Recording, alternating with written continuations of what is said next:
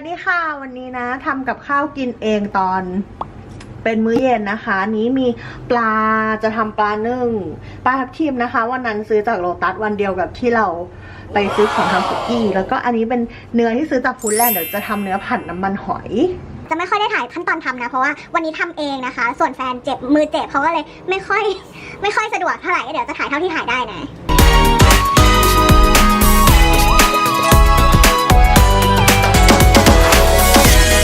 นี่เราก็หมักด้วยเบกกิ้งโซดานะแล้วก็น้ำมันหอยแล้วก็มีใส่วิกกี้เป็นซอสหมักนะคะลงไปเพื่อให้เนื้อมันนุ่มเวลาผัดออกมามันจะได้ไม่เหนียวพอเราคลุกมันไว้ด้วยกันแล้วก็ทิ้งไว้ประมาณ20 นาทีนี่เราก็จะ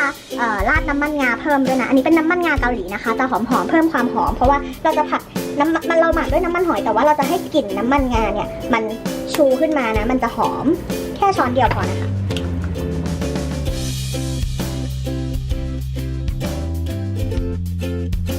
น้ำมันเยอะหน่อยนะคะเพราะเราผัดแล้วก็มีพวกผักมีข้าวโพดอ่อนเรารอน้ำมันร้อนแป๊บนะคะแล้วเราก็เดี๋ยวเราจะใส่กระเทียมลงไปผัดก่อนให้หอม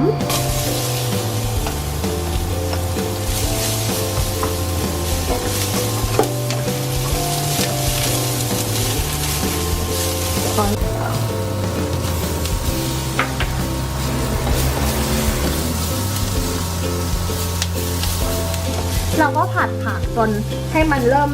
นิ่มนะคะทั้งสองอย่างแล้วเดี๋ยวเราพักขึ้นก่อนแล้วค่อยเอาเนื้อลง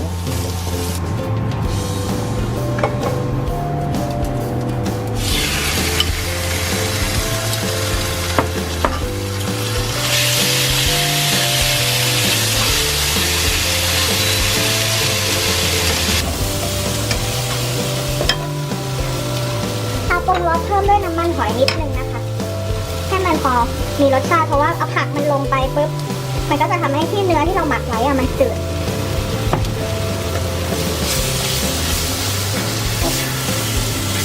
นี่ก็เสร็จเรียบร้อยแล้วนะคะเดี๋ยวจะยกขึ้นจานวิธีปรุงนะก็ใส่แค่น้ำมันหอยน้ำมันงาแล้วก็น้ำตาลถ้าใครไม่อยากใส่น้ำตาลก็ใส่เป็นน้ำผึ้งนะคะมันจะให้ความหวานเหมือนกันแล้วก็อาจจะรสเข้มข้นกว่าหน่อยแต่ถ้าไม่มีก็ใส่น้ำตาลก็ได้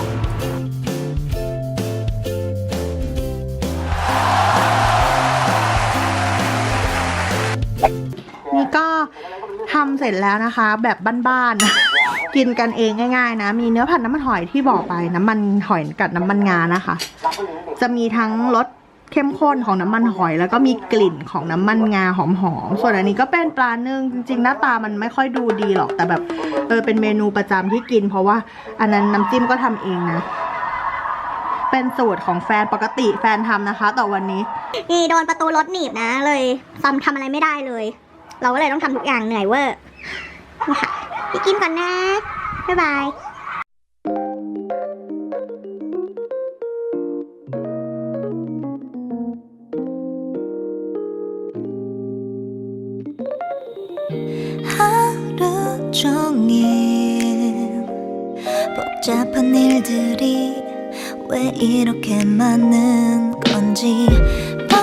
สวัสดีค่ะพี่เอานี่วล็อกนะคะวันนี้เรา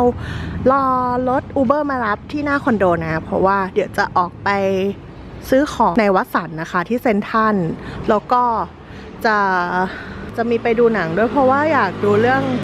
ง The Greatest Showman นะคะยังไม่ได้ดูแล้วตอนนี้มันใกล้จะออกแล้วเราต้องรีบไปดูเมื่อคืนปั่นงานเสร็จนะคะถึงดึกเลยก็เลยวันนี้ก็เลยได้ออกไปคลายเครียดนิดนึงแล้วก็แบบออกไปเดินเล่น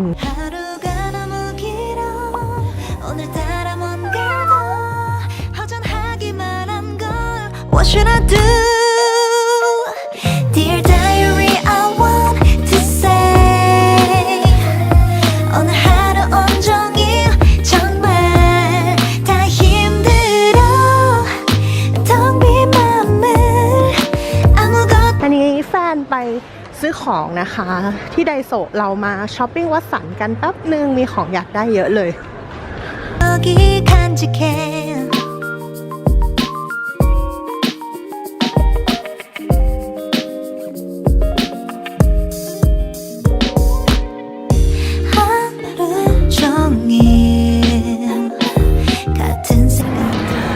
นี้ดูหนังรอบ5:30นะเดี๋ยวตอนนี้ต้องไปหาอะไรกินก่อน เพราะว่าตั้งแต่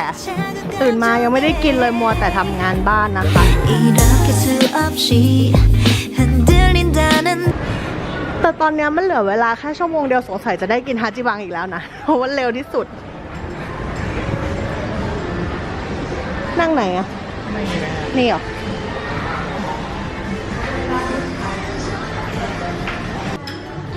มาแล้วค่ะกินเหมือนเดิมเลยนะรอบที่แล้วก็กินแบบนี้เป็นมนุษย์ที่กินไม่ค่อยเปลี่ยนเมนูชอบกินอะไรก็กินอยู่อย่างนั้น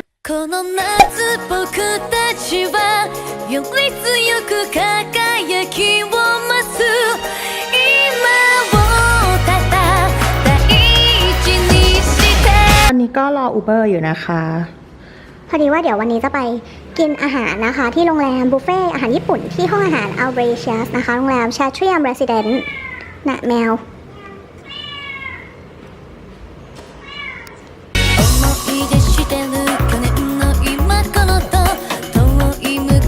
ตอนนี้ก็รออูเบอร์มารับนะคะไปกินบุฟเฟ่หลังจากที่ไม่ได้ถ่ายบล็อกมาหลายวันเหมือนกันแล้วก็เลยวันนี้มีโอกาสดีได้ไปกินมื้อเย็นนะก็เลยเอาออกมาถ่ายบล็อกให้ดูกันว่าอาหารที่โรงแรมจะเป็นไงคืนนี้เป็นคืนวันอังคารนะคะที่ธีมของห้องอาหารเขาก็จะเป็นธีมแบบ Japanese food อะไรเงี้ยเดี๋ยวลองไปดูกันว่ารายอาหารจะน่ากินแค่ไหนเรียกขอข้าวใหญ่ไม่มีนะไม่เอาดูสิ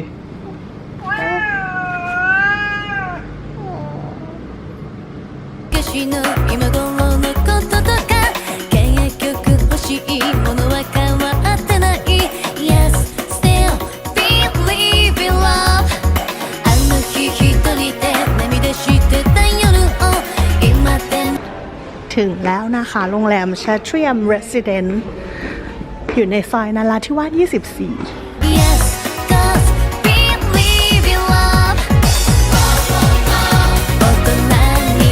นี่ไง Albricius ถึงแล้ว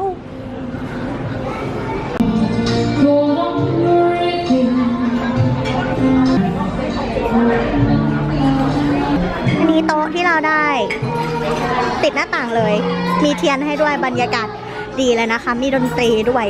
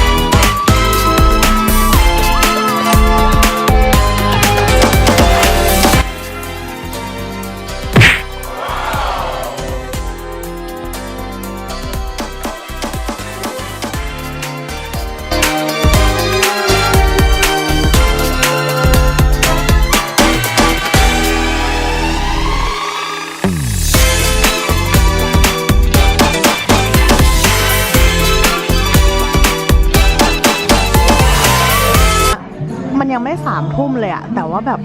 ทุกโต๊ะเขากินกันเสร็จแล้วเขาก็กลับกันไปหมดแล้วตอนนี้คือเหลืออยู่แค่2 โต๊ะรวมโต๊ะเราด้วยนะคะตกใจมากเพราะว่าเคยไปกินบุฟเฟ่ต์โรงแรมที่อื่นอะแขกก็แบบคนก็เข้ากันแบบจนถึง3 ทุ่ม 4 ทุ่มนี่แบบยังไม่ถึง3 ทุ่มเลยเขาไปกันหมดแล้วจากเมื่อกี้โต๊ะเต็มคนเยอะๆโล่งเหลือแค่โต๊ะเรา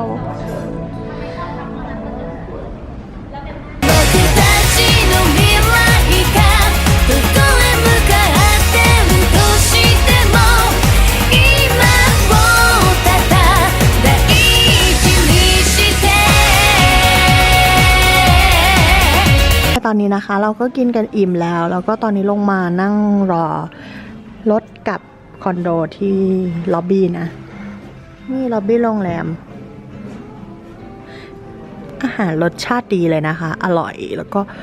คุณภาพความสดอะไรเงี้ยของซีฟู้ดหรือว่าเป็นพวกปลาดิบ แล้วก็อาหารทำร้อนอะไรเงี้ยก็อร่อยคุ้มราคาอยู่นะ ใครที่สนใจหรือว่าหาอาหารญี่ปุ่นบุฟเฟ่คุ้มๆแล้วลองที่นี่ดูนะคะ ดีกว่าร้านอาหารญี่ปุ่นบุฟเฟ่หลายๆที่เลย ไม่แน่ใจว่าคลิปนี้จะเป็นคลิปสุดท้ายของวิดีโอหรือเปล่าเพราะว่าช่วงนี้ไม่ค่อยได้ถ่ายบล็อกเลยนะเพราะว่าไม่ได้ไปไหนส่วนมากก็งานเยอะนะคะทำงานซะมากกว่าก็เลยไม่ค่อยได้เอากล้องขึ้นมาถ่ายเลยถ้าเกิดว่า